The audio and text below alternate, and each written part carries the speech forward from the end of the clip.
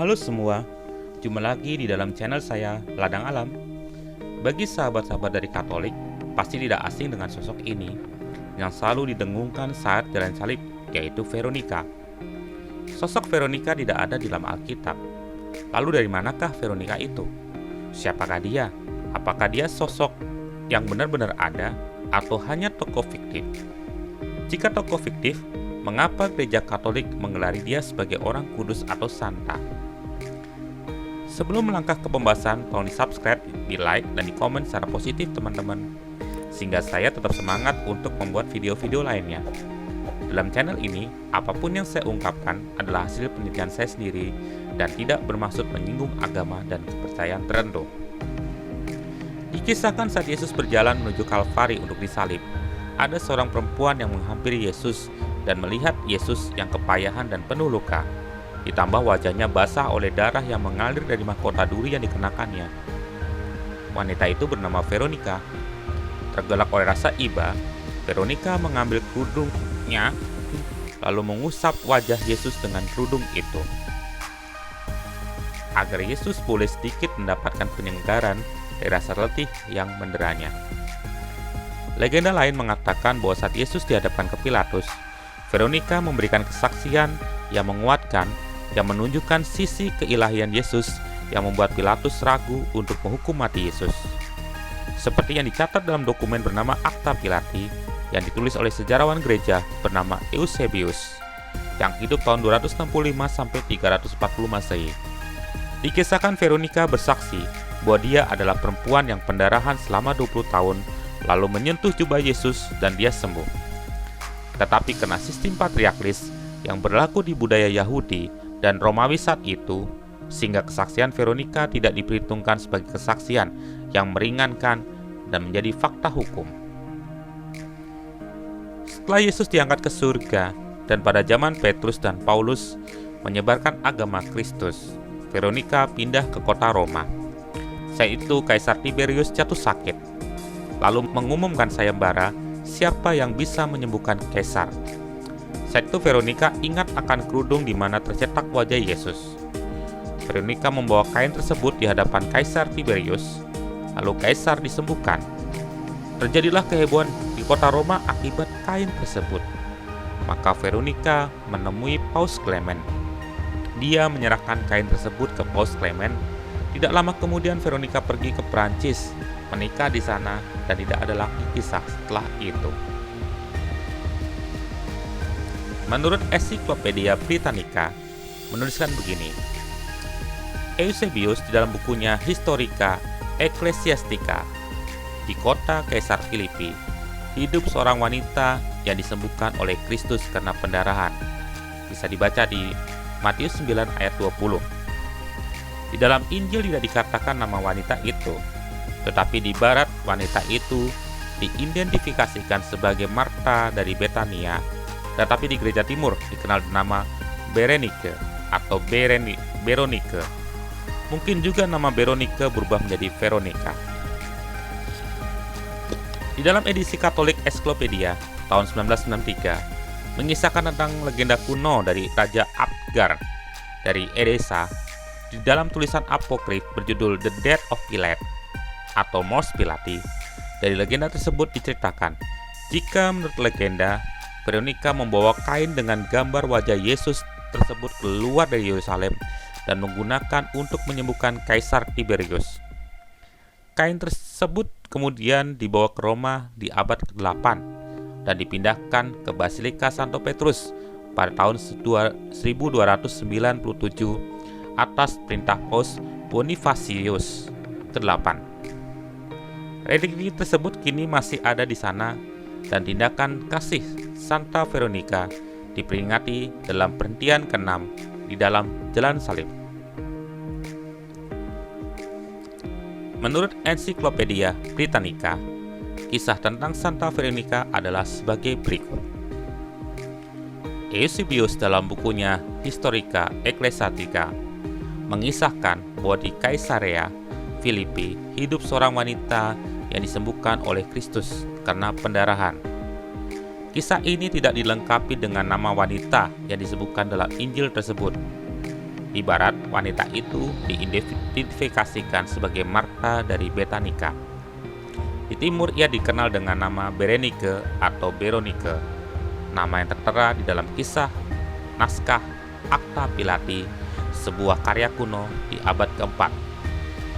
Adalah menarik untuk menyimak bahwa pemberian nama Veronica dari kata Vera Icon atau True Image berasal dari Otia Imperelia 325 dari Gervase of Tilbury yang mengatakan "Es ergo Veronica pictura Domini Vera".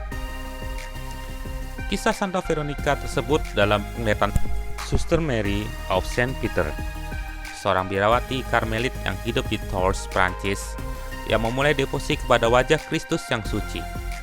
Suster Mary mengatakan bahwa tindakan sakralegi dan penghujatan kepada Tuhan dewasa ini menambahkan air ludah dan lumpur di wajah Yesus yang diseka oleh Santa Veronica pada saat Yesus memanggul salibnya.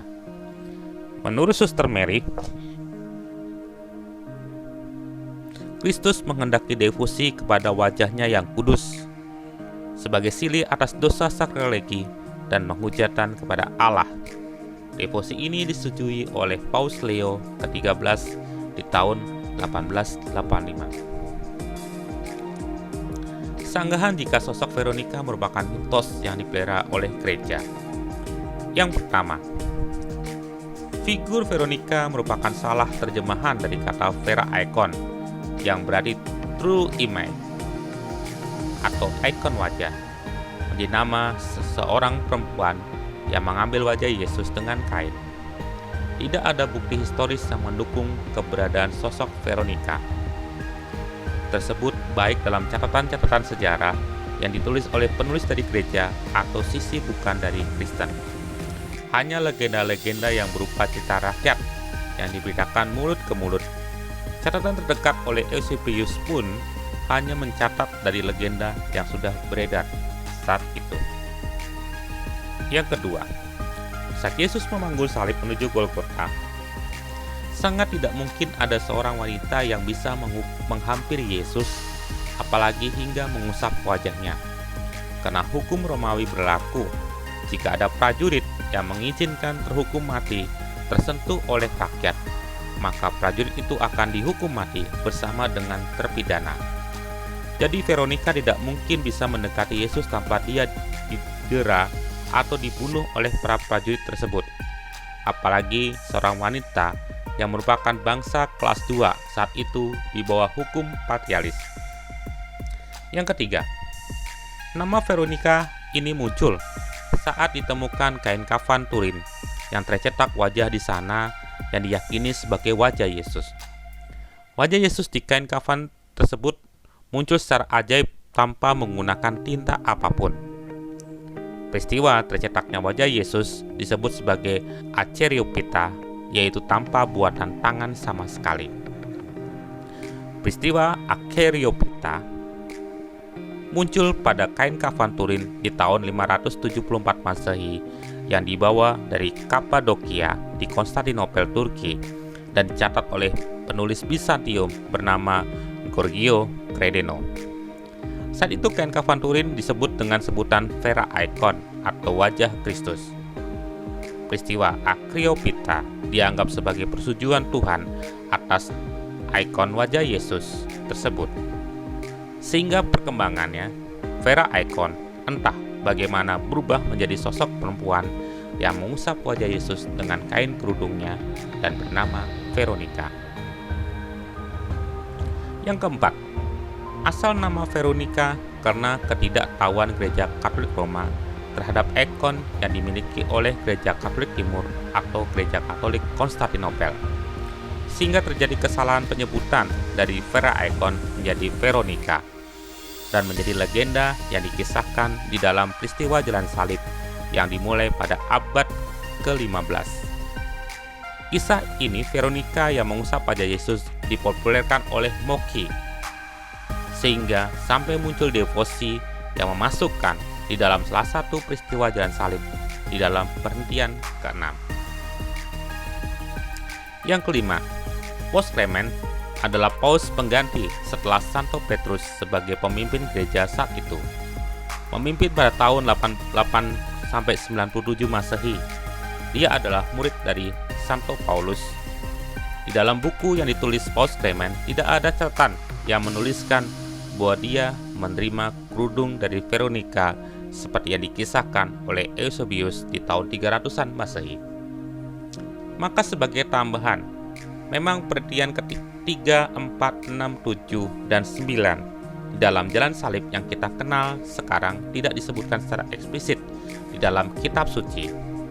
Maka Paus Yohanes Paulus II pada hari Jumat Agung tahun 1991 memperkenalkan devosi jalan salib berdasarkan kitab suci atau Scriptural Ways of the Cross yang disetujui oleh Paus Benedictus XVI pada tahun 2007.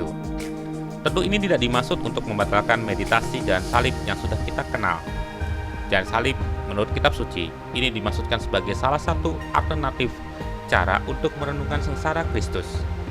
Dan devosi ini dapat pula dilakukan oleh umat Kristen non-Katolik. Demikian urutannya.